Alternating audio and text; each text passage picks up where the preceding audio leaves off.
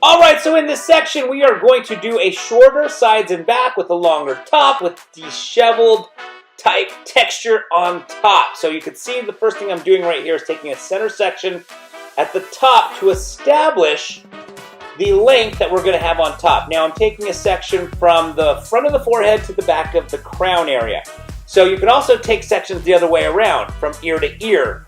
In this particular case, I'm taking sections from forehead to crown. So pulling that section straight up, and then basically using the previous section as my guide, and I'm cutting a nice square top on top. Alright, so now that I've completed cutting the top on the right side, it's time to do the top on the left side. So again, just doing the exact same types of sectioning, working my way from the front of the forehead to the back of the crown, combing it straight up, using the previous section as my guide to be able to cut a nice square top. Once we've completed the top, then we will go through and cut the sides and back. Now, you can see right now I'm just cross-checking, and I'm cross-checking by taking sections that are opposite of the sections that I did to cut the hair. So, being that I took sections from front to back, now I'm taking sections from side to side. So you can see I'm holding my fingers from one ear to the other ear, where the original sections were from the forehead to the crown. Okay, now it is time to cut the upper half of the sides and back, and I'm doing that through my fingers. You can see right here, I'm just holding the hair through my fingers, cutting the upper half of both the sides and back. Once I've completed that, we'll then use some clippers to remove the lower half of the sides and back.